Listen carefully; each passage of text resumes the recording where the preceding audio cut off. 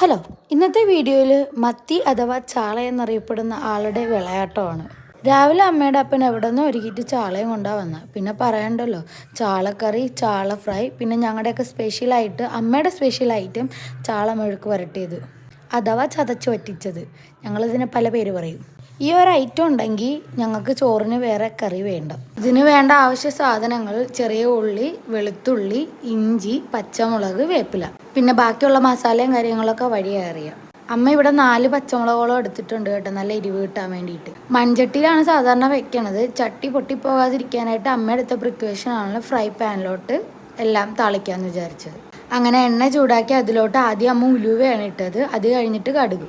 അമ്മ മീൻകറി ഉണ്ടാക്കുമ്പോഴും എന്ത് സ്പെഷ്യൽ ഐറ്റം ഉണ്ടാക്കുമ്പോഴും അമ്മ ഉലുവ ഇടും. എന്തിനാണെന്ന് ചോദിച്ചാൽ എനിക്കറിയില്ല. അങ്ങനെ കടുകെല്ലാം പൊട്ടിക്കഴിയുമ്പോഴത്തേക്കും ചതച്ച് വെച്ച എല്ലാം കൂടി ഇട്ടിട്ട് നല്ലോണം വഴറ്റണം. അങ്ങനെ അത് നല്ലോണം വഴണ്ട് വന്ന് കഴിയുമ്പോഴത്തേക്കും അതിൻ്റെ അകത്തോട്ട് ഉപ്പും മഞ്ഞളും ഇടണം. ഉപ്പും മഞ്ഞളും കൂടി ഇട്ട് കഴിയുമ്പോഴത്തേക്കും കുറച്ച് നേരം കൂടെ വഴറ്റാൻ വെക്കണം. മത്തി അഥവാ ചാള മെഴുക്ക് പുരട്ടിക്ക് ഒരു പ്രത്യേകതയും കൂടെ ഉണ്ട്. നല്ല കള്ളിൻ്റെയൊക്കെ കൂടെ ടച്ചിങ് സൈഡ് ഉപയോഗിക്കാൻ ഇത് അടിപൊളിയാണ്. കള്ളിൻ്റെ മാത്രം കൂടെ അല്ല കേട്ടോ, നല്ല കപ്പയുടെ കൂടെയും കാച്ചിലിൻ്റെ കൂടെയും ഇത് കൂട്ടിയാൽ നല്ല അടിപൊളിയായിരിക്കും. അതൊക്കെ പോട്ടെ, ഇനി മെയിനായിട്ടൊരു സാധനവും കൂടെ ചേർക്കാനുണ്ട്, ചതച്ച മുളക്.